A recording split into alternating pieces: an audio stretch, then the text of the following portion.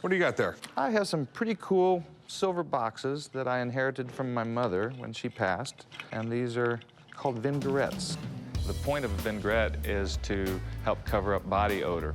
People did bathe back then. A lot of people think there wasn't a lot of bathing. You have to realize, even going a day or two on a hot, muggy day, and there's no such thing as deodorant, you need one of these. They were used a couple of hundred years ago when people had pretty bad body odor. I would walk around with anything to help cover up body odor, but thank goodness for deodorant and dry cleaners. I'm looking to sell the vinaigrettes today because my daughter's getting married. I could use the money to help with her wedding, and I think it would be a great way for her grandmother to participate in her wedding. All right, well, tell me about these things. Each one has an inner lid, and inside that was the place where they would put infused vinegar that had citrus or clove or cinnamon. Yeah, they would use it to cover up their odor. Some of them had little sponges in them that they could actually dab on themselves. And they also carried them to help keep away disease. I see. You've heard the nursery rhyme, ring around the rosy, pocket full of posies. Right, ashes, right. ashes, they all fall down. Uh-huh. Well, they would have flowers that they would put in a little box like this and keep in their pocket. I see. See, a pocket full of posies. It was supposed to keep off disease. Okay. And these were real popular late 1700s, early 1800s in England. And that was the one economy in the world in the early 1800s that could afford just about anything.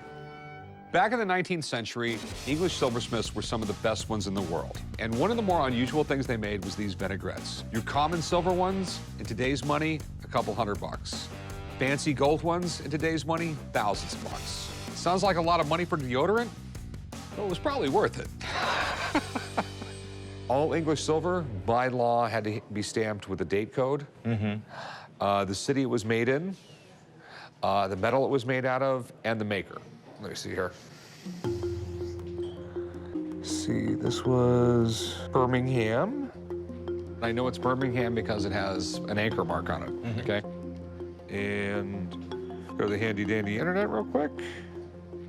And basically, the way the date codes worked, it was they would go through the whole alphabet in uppercase, you know, one letter for each year.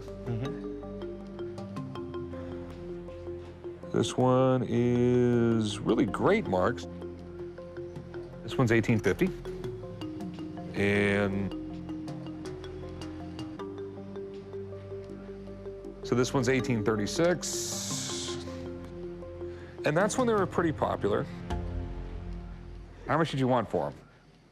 I'd like to get $3,500 for the collection. They can be worth a lot of money if they're by the right silversmith. You know, over in England, they have silversmiths just like, you know, that are like brand names from that time period, sort of like we have Tiffany and Company here, or Cartier or something like that. You don't have no Cartier, you don't have Tiffany, you don't have Van Cleef and Arpels here. These are just your basic corner jewelry store type thing. They're from Birmingham, okay, which wasn't where the posh jewelers were. They were in London. Okay. So, 5, 7. I'd give you like $700 for them. We're pretty far apart. Would you give me 3? 3,000? No, no, no. I mean, 700's round to it. I mean, the problem is they're not the right makers. If we're that far apart, I think rather than, I'll give them to my daughter. Okay. And I'll go like 8. no, the least I would take was 2. Well, thanks for stopping by. You bet, thank you. I would rather give them to my daughter. She doesn't have an odor problem, but I think she'd appreciate them coming from her grandmother.